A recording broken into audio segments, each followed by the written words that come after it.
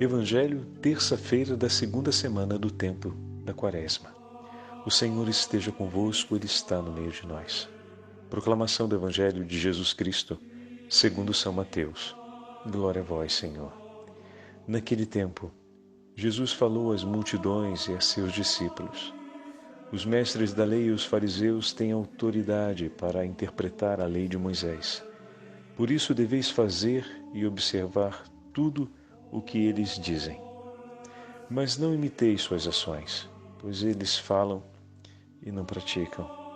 Amarram pesados fardos e os colocam nos ombros dos outros, mas eles mesmos não estão dispostos a movê-los nem sequer com um dedo. Fazem todas as suas ações só para serem vistos pelos outros. Eles usam faixas largas, com trechos da Escritura na testa e nos braços, e põem na roupa longas franjas.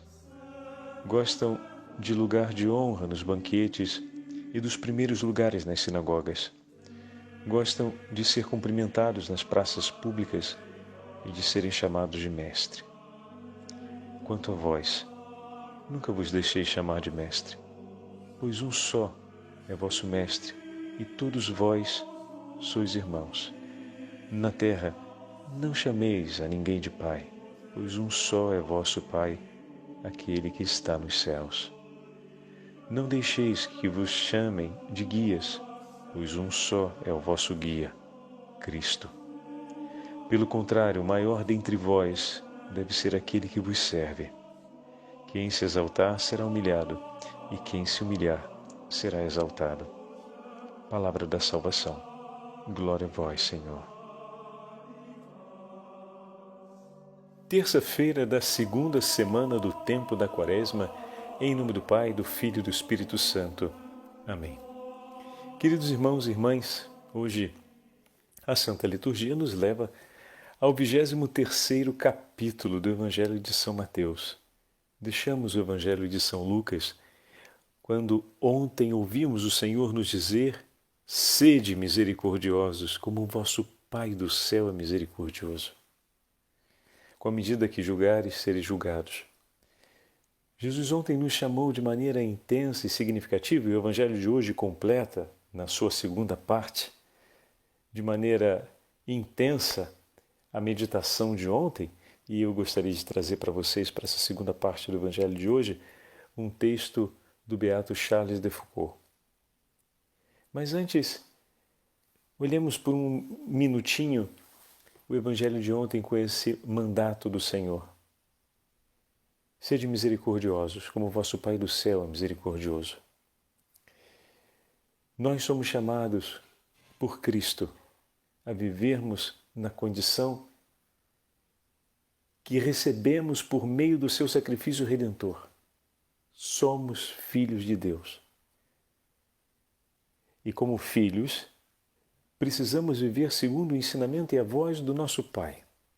O filho é aquele que dá testemunho do seu Pai. É aquele que vive e escuta tudo o que diz e ensina seu Pai. Dessa forma somos chamados a viver a misericórdia. Ontem na meditação falávamos sobre isso, que não tem como entrarmos no céu se não aprendermos nessa vida o que significa misericórdia.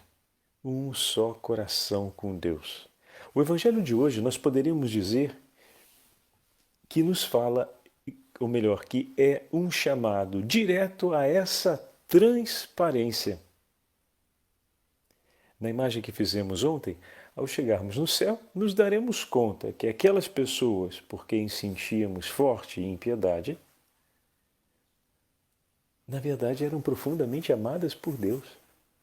Mas não precisamos chegar lá no céu para descobrir isso, porque o próprio Senhor está nos dizendo.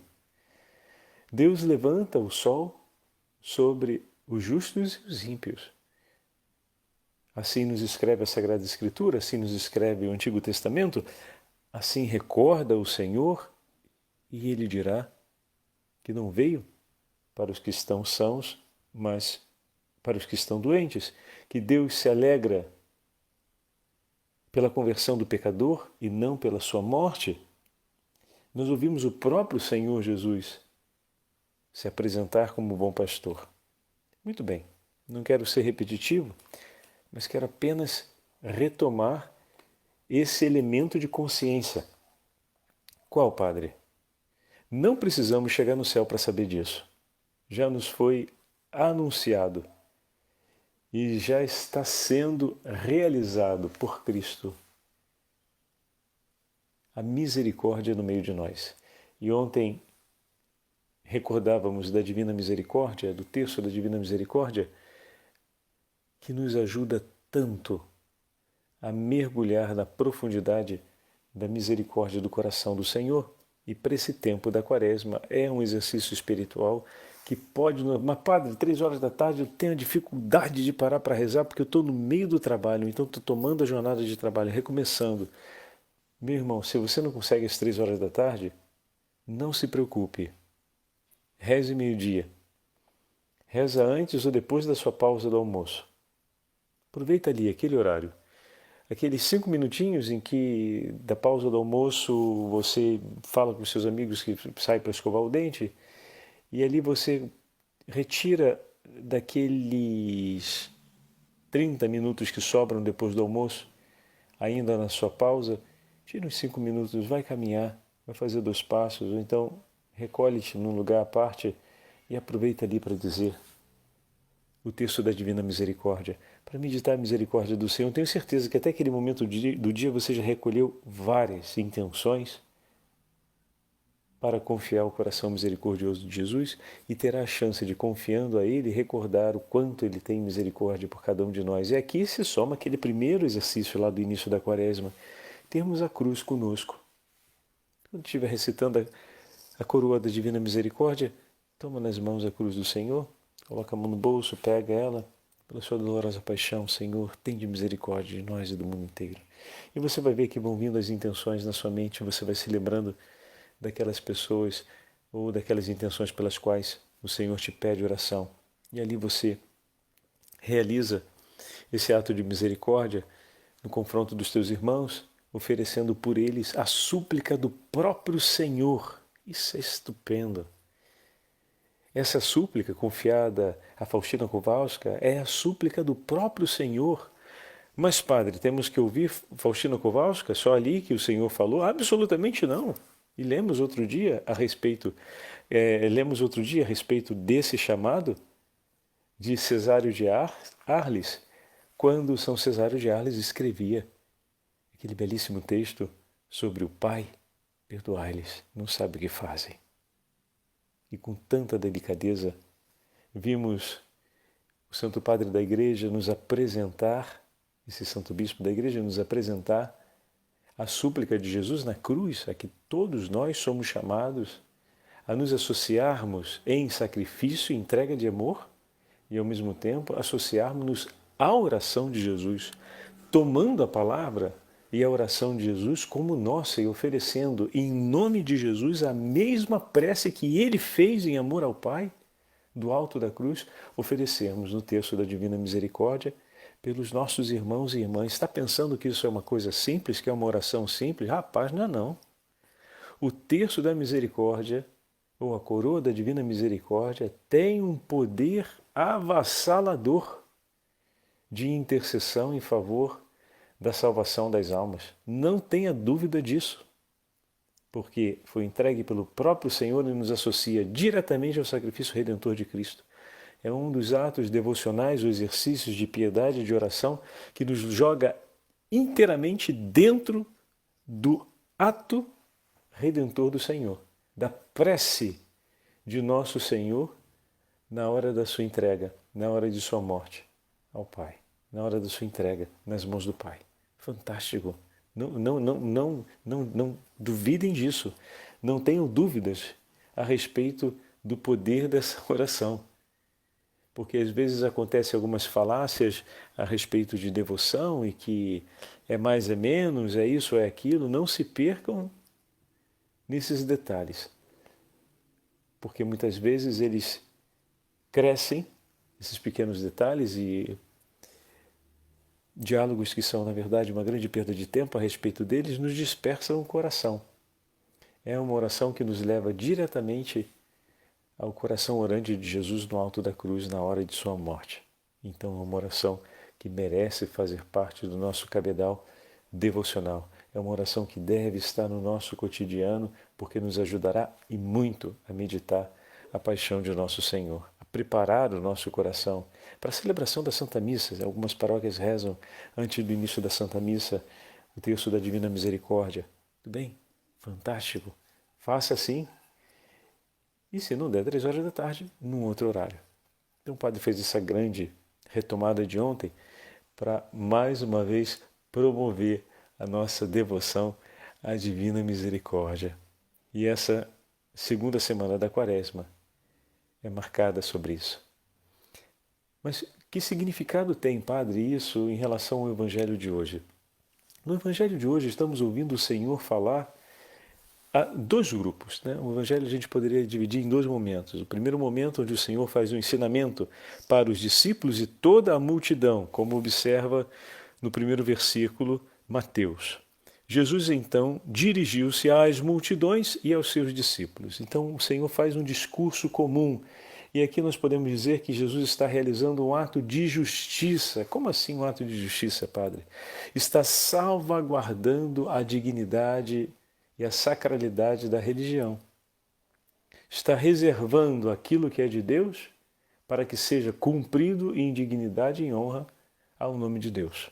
E ele fala, os escribas e os fariseus estão sentados na cátedra de Moisés, foram investidos, em outras palavras, de uma autoridade para transmitir a revelação, os dados da tradição mosaica que foram revelados por Deus. Então olha aqui o Senhor dando testemunho da lei, né? Os escribas e os fariseus estão sentados na cátedra de Moisés. Portanto, fazei e observai tudo quanto vos disserem sobre a autoridade desta cátedra. Tudo aquilo que foi ensinado segundo a tradição mosaica, tudo aquilo que foi ensinado à luz da revelação deve ser cumprido.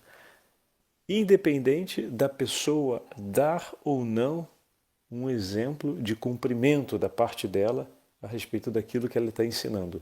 Mas o ensinamento da tradição e da lei mosaica, eles são válidos e devem ser ouvidos. Jesus é muito claro quanto a isso.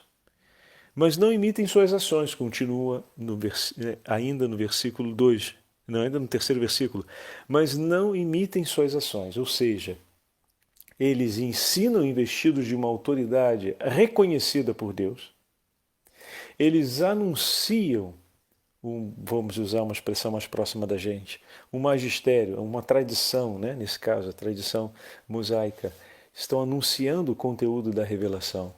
Então é um anúncio legítimo, é uma autoridade, e foram investidos de uma autoridade legítima, entretanto eles não se comprometeram com aquilo que estão conhecendo e conhecem e agora estão ensinando. Feio isso, né? Eles conheceram e estão conhecendo, porque na medida não cessaram no estudo, mas eles estão praticando, estão ensinando a praticar a lei, então eles continuam conhecendo, né, a tradição e vão aprofundando o seu conhecimento da tradição. Mas caramba, isso não foi suficiente para eles se comprometerem com aquilo que ensinam. Ensinam, mas não se comprometem com o que ensinam. Não conseguem ter transparência de coração.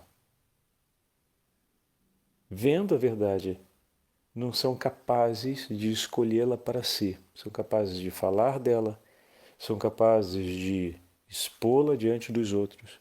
Mas quando as exigências tocam o próprio coração de cada um deles, eles então não a escolhem.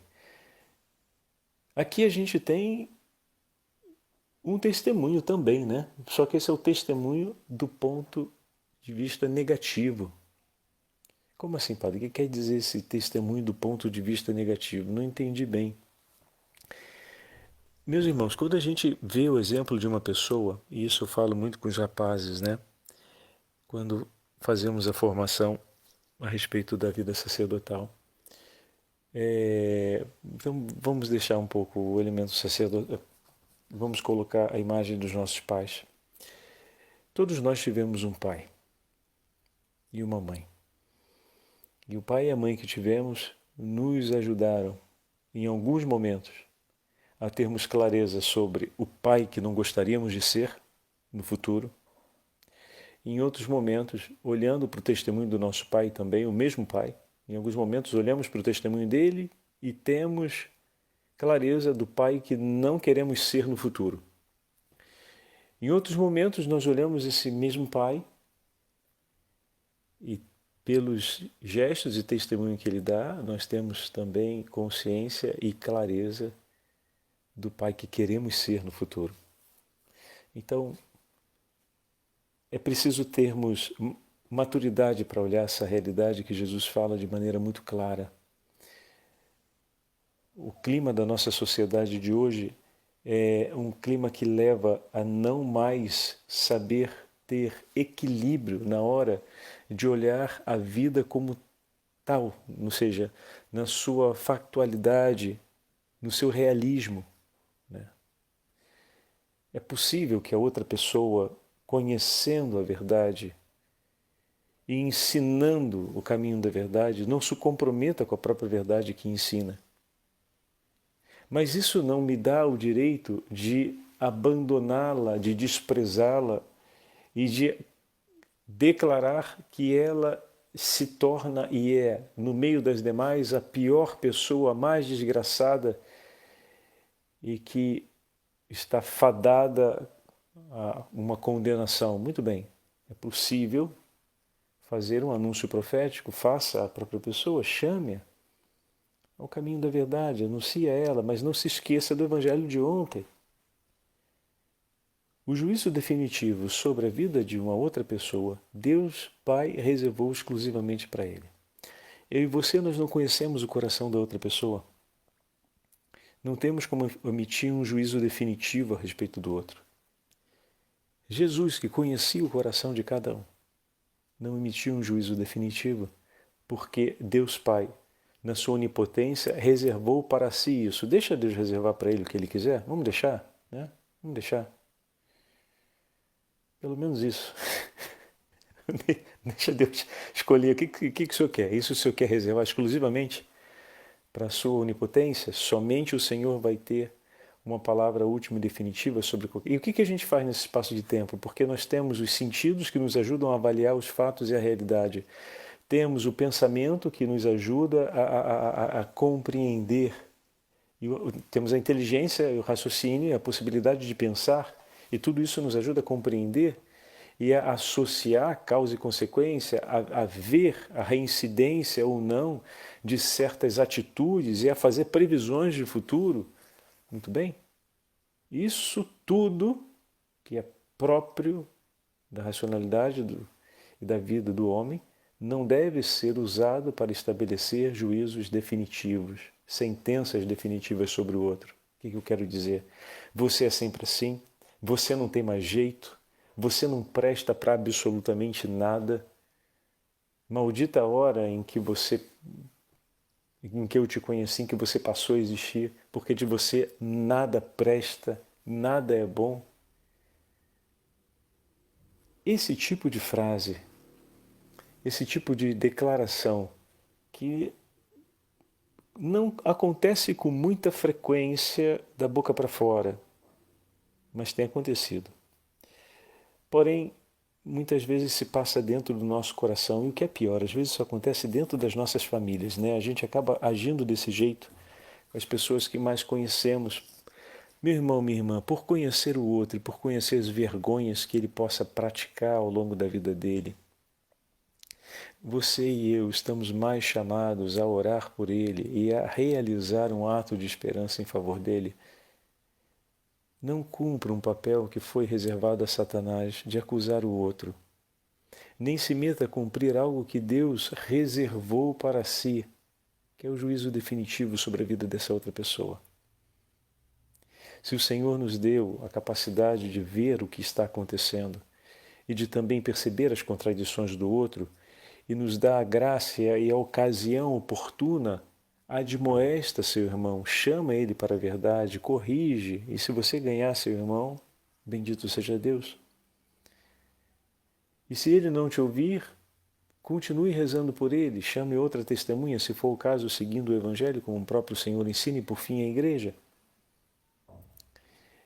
Mas se o Senhor nos deu todos esses dons, desde os sentidos, a inteligência, o pensamento, o exercício da razão, a capacidade de prever as coisas, é para que a gente interceda pelo outro, porque a capacidade de prever que o teu irmão vai, por exemplo, cair novamente no pecado, deve nos antecipar na prontidão de amor para ajudá-lo a não seguir aquele caminho.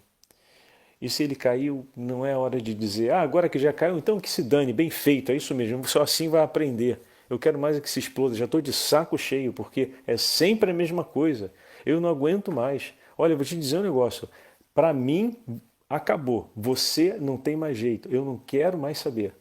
Bom, às vezes a gente já viu essa cena acontecendo, né? Não é fácil exercitar a misericórdia, não é fácil exercitar a esperança da qual falávamos ontem, mas é preciso que renovemos todo dia nossa fé no diálogo com o Senhor e meditações como essa, que de vez em quando nos alcançam e sacode por dentro a nossa percepção de como estamos vivendo em família, de como estamos lidando com a outra pessoa. São toques que Deus nos dá para que isso se ajuste dentro de nós, para que a gente comece a deixar de lado aquela impiedade que se infiltra até pela própria dinâmica da vida social. O modo como se fala nas redes sociais, o modo como são feitas as postagens e como nas telenovelas se apresenta a relação com o outro e as tramas de acusação e de condenação das pessoas, acaba dando certa naturalidade na hora de lidarmos com o sentimento de impiedade, ou seja, com a falta de misericórdia em relação ao outro. Ao mesmo tempo, o Senhor hoje nos adverte no Evangelho que é preciso termos os olhos atentos. Vocês repararam que Jesus não condena? Ele lança na verdade a hipocrisia, ou seja, a falta de transparência, o agirem de um modo contrário. Conhecem, sabem a verdade, ensinam ela, continuam conhecendo-a passo a passo, mas não a escolhem. Isso é causa de vergonha. Então o Senhor diz, não siga o exemplo deles. E nos chama a uma responsabilidade, ao conhecermos a verdade, ao recebermos a doutrina, também precisamos ter a maturidade de saber dizer, bom, isso daqui eu deixo de lado. Isso daqui eu não escolho. Agora volto àquilo que eu estava falando sobre os meninos. Você está vendo o testemunho de um sacerdote. Se o testemunho daquele sacerdote te leva ao encontro daquilo que ensina Jesus, do testemunho sacerdotal de Jesus e do testemunho dos santos sacerdotes que a Igreja nos apresenta, ao longo da história temos o testemunho de vários santos sacerdotes que foram santos, né? São Padre Pio, São João Maria Vianney, São João Bosco, São Luís de Orione e tantos outros. Leão Deon não é santo, mas é um grande sacerdote que nos deixou um testemunho sacerdotal importantíssimo no zelo e no amor pela Igreja. Muito bem. Temos vários santos sacerdotes e vários sacerdotes que tiveram vidas exemplares de santidade, mesmo que a Igreja ainda não tenha reconhecido. Quantas vezes foram, talvez, o sacerdote que te batizou, os sacerdotes que inspiraram sua vocação, né? Quando eu falo com os rapazes, eu sempre considero isso. Bom, se o testemunho de um sacerdote te leva na direção, te inspira, te entusiasma a praticar aquilo que ensinou Jesus no exercício do seu sacerdócio, aquilo que viveram os santos sacerdotes da Igreja, guarda no teu coração e coloca em prática. Agora, se o testemunho que está dando aquele sacerdote te leva a ter maior ambição sobre as suas próprias pretensões, pode até te aproximar um pouco daquilo que fala Jesus, mas aumenta no teu coração as ambições pelas tuas próprias pretensões e a satisfação, seja da sua vontade ou do exercício do teu querer para si mesmo, não como ato de amor, aquilo que falávamos outro dia, Senhor, quero o que tu queres. Lembra do testemunho do leproso? É exatamente ali. Tu podes tudo, Senhor, mas eu quero o que tu queres. Tu podes dizer uma palavra. Se queres, pode dizer uma palavra. Eu não vou te pedir essa palavra, eu vou dizer apenas: eu aceito e quero o que tu queres para mim. Bom, então é nesse sentido, né? Então, se o testemunho daquele sacerdote te leva a ter maiores as pretensões do seu próprio querer, e bom, se assim acontece, meu irmão, deixa de lado. Isso você deixa de lado. Guarda no teu coração o ensinamento do Evangelho, guarda tudo, mas aquele exemplo, se não te leva para Cristo, não te leva na direção do que viveram os santos sacerdotes que a Igreja nos apresenta, deixa de lado. Não escolhe. Esse discernimento toca cada um de nós. Jesus fala à multidão, né? Ele está ensinando a multidão a como agir. Então, para você seguir o Senhor e para você manter a fidelidade no caminho formativo, porque afinal eles estão sentados sobre a cátedra de Moisés e estão ensinando em nome da tradição de Israel, você precisa participar desse ensinamento. E ao participar e receber esse ensinamento, você vai ter que ter força e maturidade suficiente para saber deixar de lado aquilo que não convém. E o que é que não convém? A falta de transparência, ou seja, vendo, não escolher, conhecendo a verdade, não escolhê-la. E que não aconteça assim com o nosso coração. Também pode acontecer conosco. O momento seguinte do Evangelho é o momento em que ele fala aos discípulos e fala de maneira muito clara. E eu queria dividir com vocês, na conclusão, já chegamos no nosso tempo, essas palavras a respeito do nosso Pai, que somos todos irmãos do beato Charles de Foucauld. Leio para vocês. Um só é vosso Pai, Deus, e sois todos irmãos. Vós o dizeis claramente, meu Senhor Jesus. Os homens formam uma grande família, são todos irmãos, tendo a Deus como seu Pai comum. Todos devem ter, pois, uns em relação aos outros, os pensamentos, as palavras e as obras que um pai quer que os filhos tenham entre si.